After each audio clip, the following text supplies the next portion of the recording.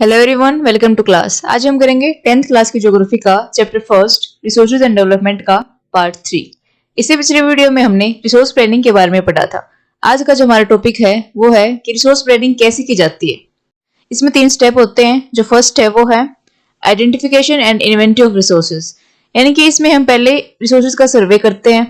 उसके बाद कौन सा रिसोर्स कहाँ प्रेजेंट है उसके लिए हम मैपिंग करते हैं, और उसके बाद हम क्वालिटी और क्वांटिटी को चेक करते हैं, और लास्ट में हम मेजरमेंट करते हैं। जो सेकंड है वो है इवॉल्विंग प्लान स्ट्रक्चर, यानी कि हमें ये तो पता चल गया कि कौन सा रिसोर्स कहाँ प्रेजेंट है। अब उसको निकालने के लिए कौन सी टेक्नोलॉजी चाहिए, कैसे कैसे लोग चाहिए, और उसके लिए कैसे इंस्टीट्यूशन सेटअप करने होंगे। जो थर्ड है वो है, इसमें हम देखते हैं कि जो हमने रिसोर्स प्लान बनाया है वो डेवलपमेंटल प्लान से मैच करता है कि नहीं, क्योंकि जो हम रिसोर्स निकाल रहे हैं उससे हमारी कंट्री का डेवलपमेंट होना चाहिए, ना कि नुकसान होना चाहिए। चलिए आगे देखते हैं। इंडिया में पहले बहुत सारे रिसोर्स प्रेजेंट थे। इंडिया को सोने की चिड़िया बोला जाता था।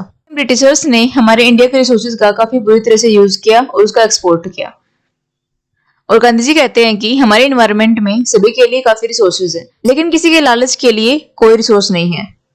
नेक्स्ट टॉपिक है हमारा लैंड रिसोर्स।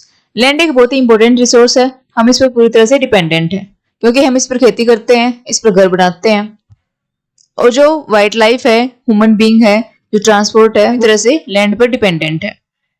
इंडिया में लैंड 3 तरीके से डिस्ट्रीब्यूटेड है। 43% पर क्या है, प्लेन्स है, यानी कि मैदानी भाग है, और 30% पर क्या है, माउंटेन्स, और जो 27% है वहां पर क्या है, प्लेटू, यानी कि पठार है।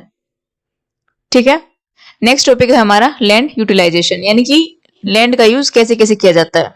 जो फर्स्ट है वो है फॉरेस्ट, यानी कि जहां पर घने घने पेड़ होते हैं उसको क्या बोला गया है, फॉरेस्ट।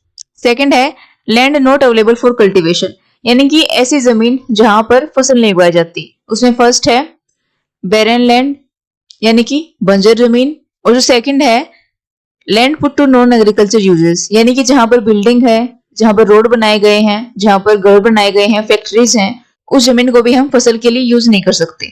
ठीक है। जो थर्ड है अदर अनकल्टिवेटेड लैंड, यानी कि और कौन सी अनकल्टिवेटेड लैंड है। जो फर्स्ट है वो है ग्रेजिंग लैंड, यानी कि जहां पर गाय और भैंस को चराया जाता है, और जहां पर मिसलेनियस ट्रीज है, ऐसी लैंड को भी हम फसल के लिए यूज नहीं कर सकते। नेक्स्ट है कल्चरेबल वेस्ट लैंड, यानी कि ऐसी जमीन जहां पर फसल तो उगाई जा सकती है, लेकिन पिछले 5 सालों से वहां पर कोई भी फसल नहीं उगाई गई, उसको क्या बोला गया है, कल्चरेबल वेस्ट लैंड। नेक्स्ट है फैलो लैंड। फैलो लैंड 2 तरीके की होती है। एक तो होता है करंट फैलो लैंड, और दूसरा है other than current fallow land. Current fallow land कौन सी होती है, जहां पर पिछले 1 साल से कोई भी फसल नहीं उगाई गई, उसको क्या बोला गया है, करंट फैलो लैंड। और other than current fallow land का क्या मतलब है, ऐसी जमीन जहां पर पिछले 1 से 5 सालों तक कोई भी फसल नहीं उगाई गई, उसको क्या बोला गया है, other than current fallow land. ठीक है। करंट फैलो लैंड का क्या मतलब है, जहां पर पिछले 1 साल से कोई भी फसल नहीं उगाई गई, और other than current fallow land का मतलब क्या है, जहां पर पिछले 5 सालों से कोई भी फसल नहीं उगाई गई। ठीक है। अब देखते हैं कि नेट सोन एरिया क्या होता है, यानी कि ऐसी जमीन जहां पर साल में कम से कम एक बार तो फसल उगाई जाती है, उसको क्या बोला गया है, नेट सोन एरिया।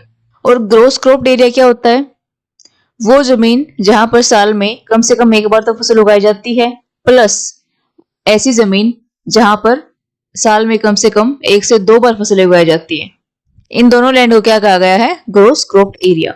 आज के लिए बस इतना ही, मिलते हैं नेक्स्ट वीडियो में। अगर आपको वीडियो अच्छी लगी हो तो इस चैनल को लाइक, शेयर एंड सब्सक्राइब करें।